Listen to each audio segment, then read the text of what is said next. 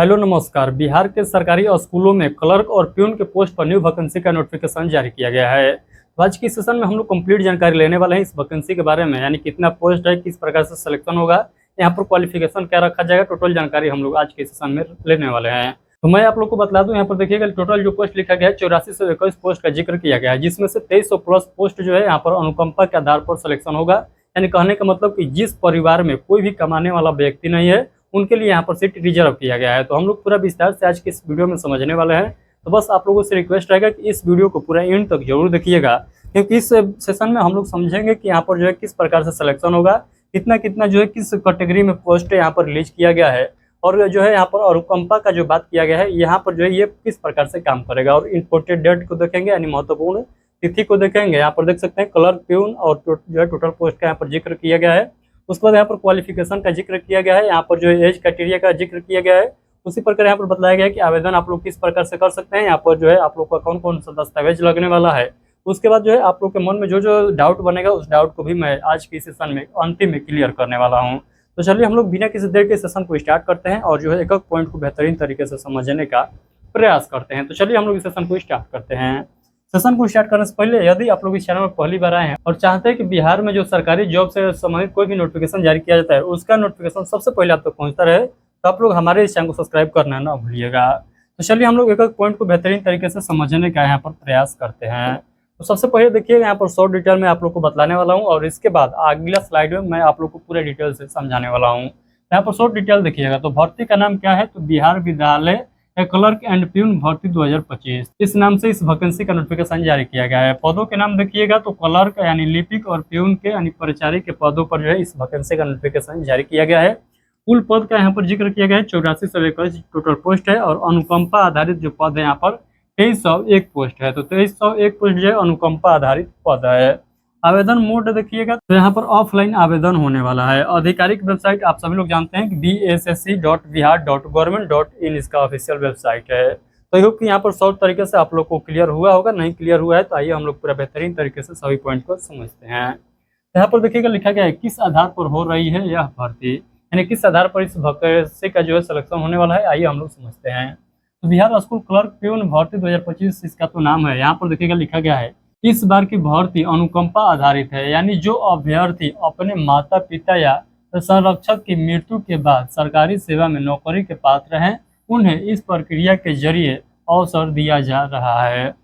सरकार का उद्देश्य यह है कि जिन परिवारों की आदमी का एकमात्र सहारा चला गया है उन्हें राहत दी जाए। इसके अलावा जल्द ही सीधी भर्ती यानी डायरेक्ट रिक्रूटमेंट भी अलग से शुरू की जाएगी।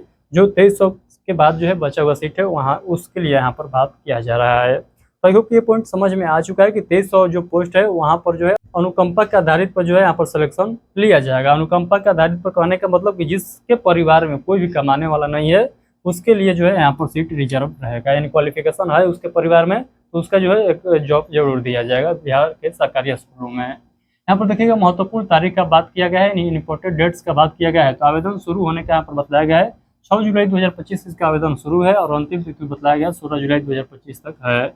मेगा सूची तैयार करने का यहाँ पर डेट जो बताया गया 17-21 जुलाई 2025 तक बताया गया है। आरंभ सूची जारी करने का यहाँ पर डेट बताया गया है 22 जुलाई 2025 बताया गया है। आपत्ति दर्ज करने का यहाँ पर डेट बताया गया 23 से 25 जुलाई 2025 बताया गया। अंतिम सूची जो है 9 जुलाई 2025 को बताया गया जारी किया जाएगा। आवेदन सत्यापन देखिएगा तो 30 से 31 जुलाई 2025 तक होने वाला है। समिति की सिफारिश देखिएगा तो 4 अगस्त 2025 से यहाँ पर लिखा गया है, और नियुक्ति पत्र वितरण कब किया जाएगा तो 6 अगस्त 2025 को यहाँ पर नियुक्ति पत्र वितरण किया जाएगा। तो यहाँ पर डेट जो है यहाँ पर डेट काम नहीं कर रहा है, डेट सब फेल है। तो चलिए मैं आप लोग को बतलाता हूँ कि यहाँ पर जो कब से यहाँ पर देखने को मिलेगा, क्योंकि मैं आप लोग को बता दूँ ये जो वैकेंसी है ये जिलावार वैकेंसी है। तो यहाँ पर अलग अलग जिला का अलग अलग डेट निकाला जाएगा। यहाँ पर जो मैं आप लोग को डेट दिखाया हूँ ये डेट जो है सभी जिला पर अप्लाई नहीं होता है। आइए हम लोग यहाँ पर समझते हैं कुल कितने पद है। तो कुल कितने पद है तो यहाँ पर देखिएगा क्लर्क के लिए यानी लिपिक के लिए देखिएगा तो टोटल जो 6421 पोस्ट है, और यहाँ पर देखिएगा अनुकंपा आधारित इसमें जो है 1100 कितना है तो 1173 है।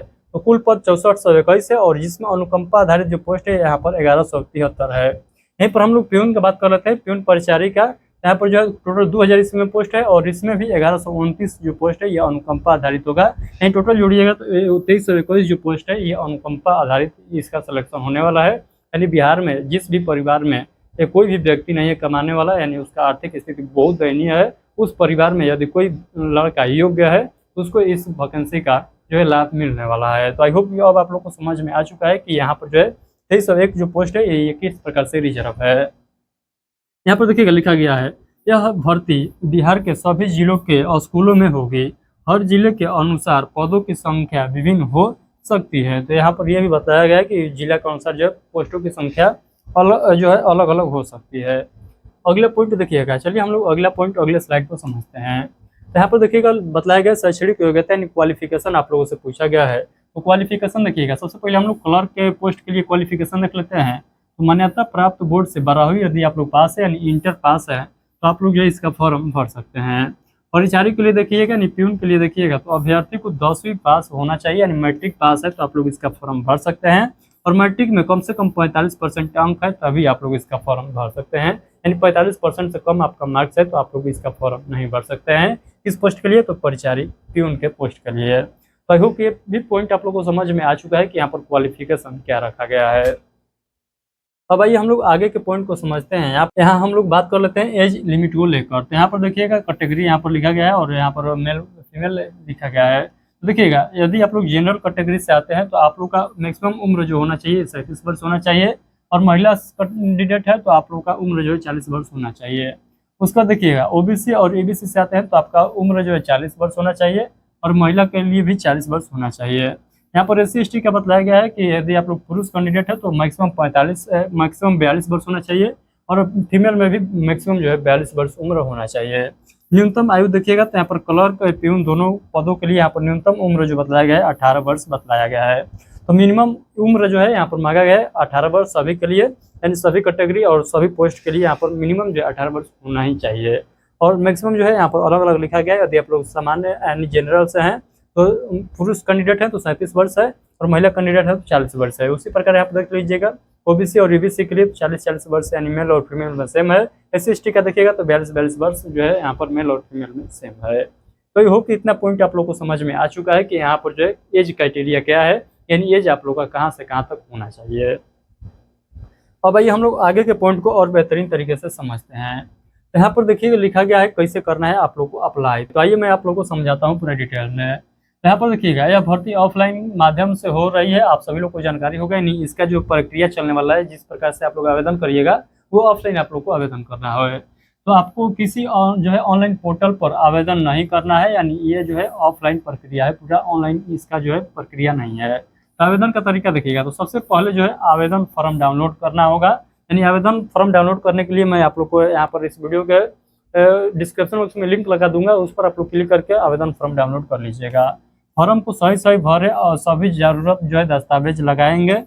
फॉर्म को अपने जिले के जिला शिक्षा पदाधिकारी यानी DU कार्यालय में जमा करेंगे। सामान्य सीमा का ध्यान रखें, यानी 16 जुलाई 2025 अंतिम तिथि यहाँ पर बताया गया है, जो कि ये नहीं है। तो आप लोग देख लीजिएगा कि इसका जो है ऑफिशियल वेबसाइट पर जाइएगा अपने जिला के और वहाँ पर देख लीजिएगा कि इसका लास्ट डेट कब तक जो है बताया गया है। तो मैं एक बार जांच करके आप लोग को बता दूंगा, इस वीडियो को डिस्क्रिप्शन बॉक्स में वहाँ पर पिन कर दूंगा कि आपके जिला में किसके जिला में कब तक यहाँ लास्ट डेट रखा गया है। तो आई होप कि सभी पॉइंट आप लोग को समझ में आ चुका है कि किस प्रकार से जो है आप लोग को इसका फॉर्म भरना है और कहाँ से इसका फॉर्म आप लोग डाउनलोड करिएगा, क्योंकि इसका फॉर्म जो है ऑफलाइन भरा जाएगा। तो आप लोग को लेके कहाँ जमा करना होगा, तो DO ऑफिस जमा करना होगा जो यहाँ पर जिला मुख्यालय लेवल पर स्थित होता है। तो आई होप कितना पॉइंट आप लोग को समझ में आ चुका है। अब आइए हम लोग बात कर लेते हैं कि आखिर कौन कौन से दस्तावेज लगाइएगा फॉर्म के साथ। तो जरूरत दस्तावेज हम लोग देख लेते हैं, यानी रिक्वायरमेंट डॉक्यूमेंट देख लेते हैं।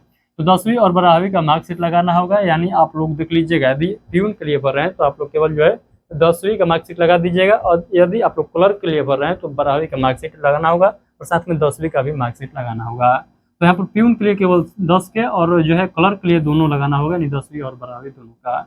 उसके बाद निवास प्रमाण पत्र आप लोग को लगाना होगा, जाति प्रमाण पत्र लगाना होगा यदि लागू होगा तो, यानी छूट मिलता है तो। आय प्रमाण पत्र सभी लोग को देना होगा। अनुकंपा से आधारित दस्तावेज जैसे मृत्यु प्रमाण पत्र देना होगा, जिस परिवार में उनके मान लीजिए पिताजी थे उनका डेथ हो गया, माताजी का डेथ हो गया तो उनको मृत्यु प्रमाण पत्र लगाना होगा।